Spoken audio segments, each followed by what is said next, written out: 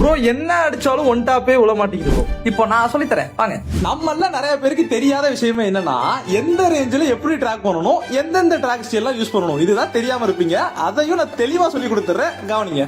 First டிராக பொறுத்த வரைக்கும் நீங்க தெரிஞ்சுக்க வேண்டிய விஷயம் ரெண்டு தான். ஒன்னு ரேஞ்ச், இன்னொன்னு டிராக் ஸ்டைல்.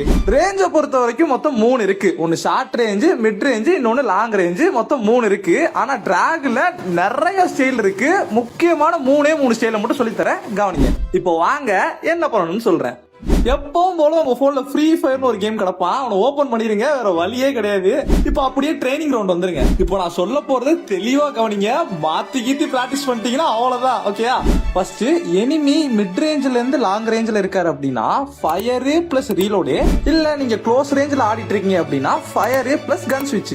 சோ இதுதான் வந்து பாத்தீங்கன்னா ரேஞ்சை பொறுத்த வரைக்கும் ரொம்பவே முக்கியமான விஷயம். இதை நீங்க கரெக்டா ஃபாலோ பண்ணீங்கனாலே போதும். இந்த வீடியோ கவனமா பாருங்க, புரியும். ஃபர்ஸ்ட் நீங்க நார்மலா எப்பவும் போல எச்சர் அடிக்கிற மாதிரி அடிங்க. இப்போ அப்படியே ஃபயர் பண்ண உடனே ஃபாஸ்டா ரீலோட் பட்டனை டச் பண்ணி பிராக்டிஸ் பண்ணுங்க. இந்த ட்ரிக் தான் லாங் ரேஞ்ச் பிளஸ் மிட் ரேஞ்சுக்கு. ஷார்ட் ரேஞ்ச பொறுத்த வரைக்கும் நீங்க ஃபயர் பண்ண அடுத்த செகண்டே ஸ்விட்ச் பண்ணிருக்கணும். இதுதான் வந்து பாத்தீங்கன்னா ஷார்ட் ரேஞ்சில ரொம்பவே முக்கியமான விஷயம். இந்த வீடியோவை பாருங்க, உங்களுக்கே புரியும். பாருங்க, ஃபயர் பண்ணணும், அடுத்த செகண்டே ஸ்விட்ச் பண்ணிரணும். சோ இதுதான் வந்து பாத்தீங்கன்னா ஷார்ட் ரேஞ்சுக்கு ட்ரிக்.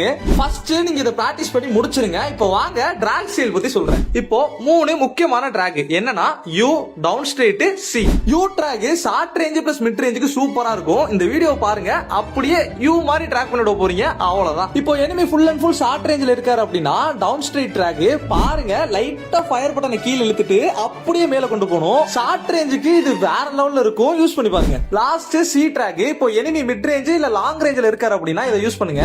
இப்போ எனிமி மிட் ரேஞ்சில இருக்காரு அப்படின்னா சி மாதிரி கீழ இருந்து அப்படியே மேல ட்ராக் பண்ணி விட்டுருங்க, அவ்வளவுதான். இதுவே லாங் ரேஞ்சில இருக்காரு அப்படின்னா லைட்டா சி மாதிரி மூவ் பண்ணி விட்டாலே போதும், கண்டினியூவா விழுகும். சோ இத மட்டும் நீங்க நல்லா பிராக்டிஸ் பண்ணி முடிச்சிட்டீங்கனாலே வேற லெவல்ல எச்சர் அடிக்கலாம். அடுத்தடுத்த வீடியோஸ்ல ஒரு கண்ணுக்கும் எப்படி ட்ராக் பண்ணணும்னு சொல்லி தரேன். மறக்காம ஃபாலோ பண்ணி வச்சுக்கோங்க. டாடா.